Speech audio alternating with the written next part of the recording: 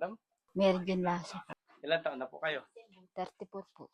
34. Napili namin na kayo nabigyan. Nakwento ni Tol Julius na doon daw yata kayo nakatira dati. Oo. Sa lumang bahay. Opo. Ay bali nasira yata ng bagyo. Bali, sino po yung tinuloy niya dito? Bianan ko po. Bali kanila po itong bahay. Kayo yung nakatira doon dati. Bali, ilan hong anak niyo? 7 po. 7 po? O, 7 po yung baby. Ah, 4 po ang babae, 3 po ang lalaki. pwede pong umisa. Pwede pong umisa. Joke ko. Kamusta naman po ang ano pong napagkunan yung ano pong trabaho ni mister nyo? Sa tubigan po. Sa tubigan. Opo. Tuwing magkataniman, saka lang yung trabaho niya, ano? Opo. Pag kunyari tapos ng taniman ng palay, anong napagkakitaan niyo? Yung ano po, namimitas po siya ng kalamansi. Namimitas ng kalamansi. Yung paano kayo na yung pagkain, yung bigas? Saan kayo doon nga sa pagkatrabaho niya? Opo, yung nabili po ng 2 kilo, 3 kilo. Baka may gusto kayong sabihin na sana.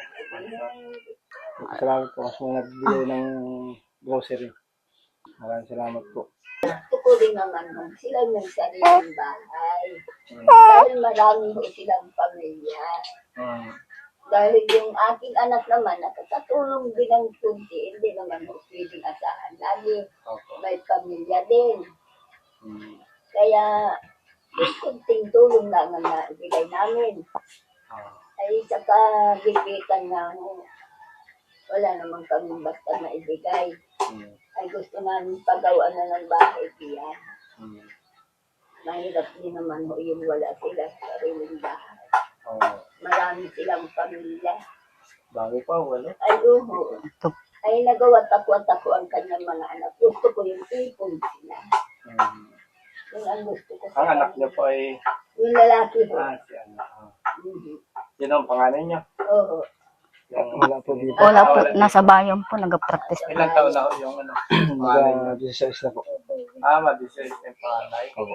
4 ho ang anak na napasok. Napasok ko na Oo. 4. 3 elementary at 1 high school. Sila ang mga gusto ko, yung magpagawa sila ng bahay. May kaunti naman ang naipot. Kaso lang, hindi pa mailapat. Kulang pa, kulang.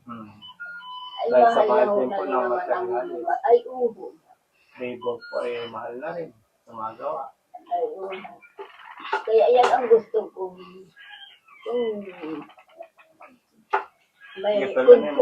man ang may magandang kalooban, ay gusto ko hihingi ng tulong para maipagawa yung bahay. Tanggapin niyo po rin kaunti naming handog. Salamat po ako sa mga taong tumulong at tutulong.